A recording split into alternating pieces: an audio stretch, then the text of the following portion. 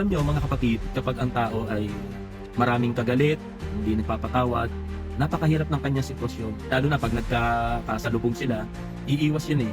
Kapag magkagalit kayo, nag-iiwasan kayo. Pero alam niyo mga kapatid, napakahirap ng sitwasyon ng tao na may kagalit. Pag ikaw meron kang kagalit sa bayan, hindi ka mangungunti kang pumunta ng bayan. Parang ayaw mo pumunta na ng bayan. Pag ikaw may kagalit ka sa barangay, ayaw mo pumunta sa barangay. Ayaw mo pumunta, ayaw mo maglakad-lakad. So pag ikaw ay may kagalit sa inyong lugar, sa inyong komunidad, sa inyong subdivision, parang ayaw mo nang maglakad-lakad ayaw mo nang maggala Ano kasi makikita mo yung mga kagalit mo. Yun ang hirap mga kapatid, kapag meron tayong mga kagalit, napakahirap ng sitwasyon. Para tayo may iniiwasan. Hallelujah. At ang isa pang napakatindi mga kapatid, kapag meron kang kagalit sa bahay, pinaliliit mo lalo yung espasyo mo. Imbis na malaya kang nakakalabas sa iyong tahanan dahil merong kagalit mo yung asawa mo, hindi ka tuloy makalabas ng kwarto. Amen, kasi magkikita kayo ng asawa mo. Hallelujah, pag pumasok sa kwarto yung asawa mo, papasok ka sa CR. Maghapong asawa mo sa kwarto, hindi umaalis, hindi ka rin umalis sa CR. Hallelujah.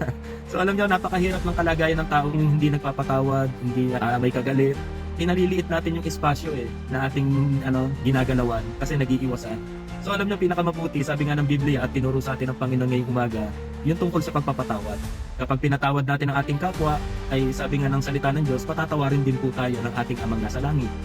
At kung meron man tayong mga nakagalit, kasamaan ng loob, so huwag nating itanim sa ating puso yung galit at sama ng loob. Karoon tayo ng malinis na puso.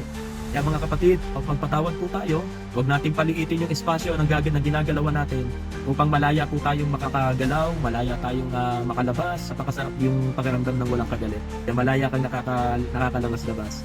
Kaya isa itong mensahe ng Diyos sa atin ngayong umagang ito, kapatid, kung meron kang kasamaan ng loob, kung meron ka pang kagalit, magpatawad na. So kung gusto mo makarating sa langit na bayan, yung galit, alisin na po natin sa ating mga puso. So purihin ang Panginoon, at kung babasahin natin ang aklat ng Galatia chapter 5, hindi tatanggapin sa kaharian ng langit ang gumagawa ng gayong mga bagay, at nakasulat po doon yung galit at sama ng loob. So isa yon sa nagiging dahilan bakit hindi tayo makakarating sa langit. So purihin ang Panginoon. So hanggat may pagkakataon pa, ito ay itinuturo sa atin ng salita ng Diyos na tayo ay dapat magpatawaran sa isa't isa. Sa gayon, papatawarin din po tayo ng ating Amang nasa langit. Purihin ang pangalan ng Panginoon.